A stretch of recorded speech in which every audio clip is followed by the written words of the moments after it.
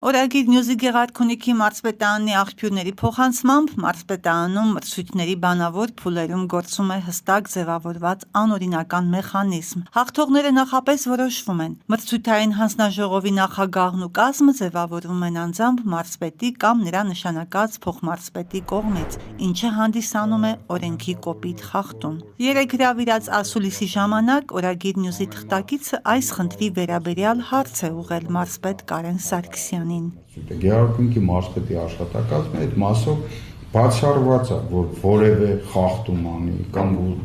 որևէ խախտման մեջ մտնի ինչ-որ մեկին առավելություն տալու մասով։ Մարզպետարանի աշխատակիցները նաև նշում են, որ մրցույթային հանձնաժողովի անդամները ոչ թե ընտրվում են համակարգչային սկզբունքով, ինչպես օրենքն է պահանջում, այլ հենց մարզպետի անմիջական նշանակմամբ։ Նախ ասեմ, ընդհանրապես իրականությունը չեք ներկայացնում, չգիտեմ ով է ձեր աղբյուրը ու ինչ է ուզում այդտեղից ստանա ձեր աղբյուրը, բայց ինքը իրականությունը չի ներկայացնում։ Եթե կցանկանաք, ես ձեզ կարող եմ տրամադրել բոլոր մրցույթների հետ կապված գրությունները,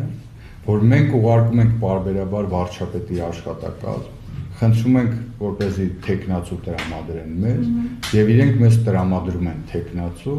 ով մասնակցելու է մրցույթին, այսինքն ով նաեւ մրցութային հանձնաժողովի մեջ է լինելու։ Երկրորդը, մրցութային հանձնաժողովը այդպես չի, որ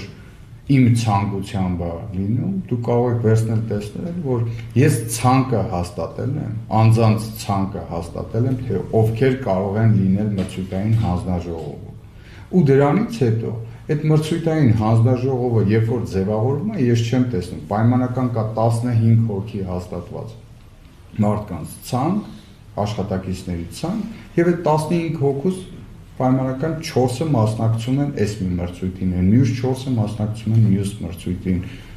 Այդպիսի բան ընդհանրապես գոյություն չունի։ Ամենակարևոր խնդիրներից մեկը մրցույթային բանավոր փուլերի հարցաշարերն են, որոնք ըստ ամենայնի կազմվում են բացահայտ անօրինական ձևով։ Հարցերը ձևակերպվում են կամայականորեն, առանց գործող օրենսդրությանը համապատասխանելու։ Ովքեր համարվում են իրենց մարդիկ, նրանց նախապես հուշում են, ինչ հարցեր են լինելու եւ ինչ սովորի, ինչ անի, մինչդեռ մյուս թեկնածուները փաստացի զրկվում են հավասար մրցակցելու հնարավորությունից։